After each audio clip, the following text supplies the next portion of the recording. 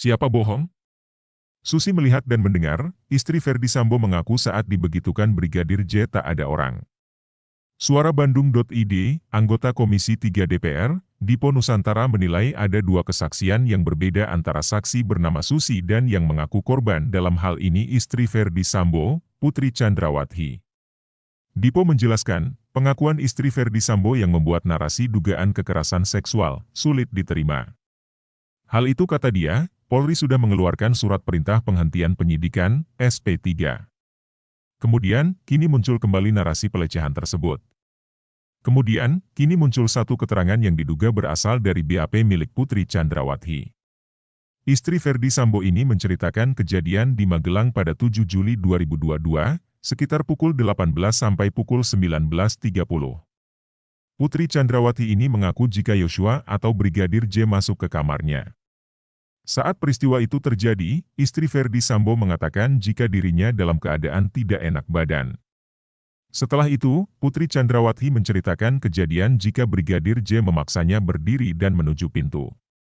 Lalu, Yosua, Brigadir J, membuka pintu kaca dan sambil jalan ke arah keluar pintu kaca, ujar Putri yang diduga ada dalam BAP. Saat kejadian, Putri Chandrawati menggambarkan keadaan di dalam kamar. Dirinya mencoba berontak atas tindakan Brigadir J dengan cara menyenggol keranjang yang berisi tumpukan pakaian. Kemungkinan cerita itu disampaikan sebagai bentuk perlawanan istri Verdi Sambo pada perlakuan tak senonoh Brigadir J. Setelah sengaja menyenggol keranjang tumpukan pakaian yang sudah disetrika, Putri Chandrawati masih berontak atas tindakan Brigadir J dengan cara menendangkan kakinya ke pintu kaca.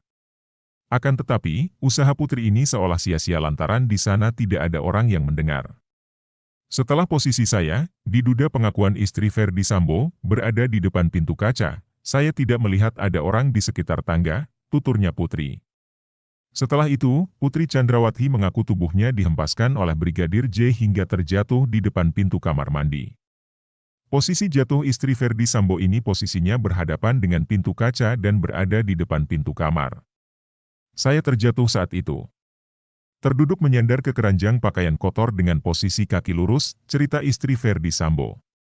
Nah, akan tetapi cerita Putri Chandrawati ini berbeda dengan apa yang diungkap saksi yang ada di sana, Susi. Susi dalam keterangannya mengaku melihat Brigadir J masuk ke kamar Putri. Tak lama dari sana, Susi kemudian mendengar suara mendesah. Artinya, itu, keterangan Putri, bisa terbantahkan, terangnya Dipo Nusantara. Dari sana Dipo menduga jika keterangan Putri tadi dijadikan acuan Komnas HAM dan Komnas Perempuan untuk menyimpulkan dan merekomendasi untuk mendalami dugaan kekerasan seksual. Kalau berdasar keterangan satu pihak saja, tentu belum bisa disimpulkan terjadi pelecehan, kata politikus PKB tersebut. Kasus adanya pengakuan istri Verdi Sambo diperkosa mendiang Brigadir J semakin terang benderang.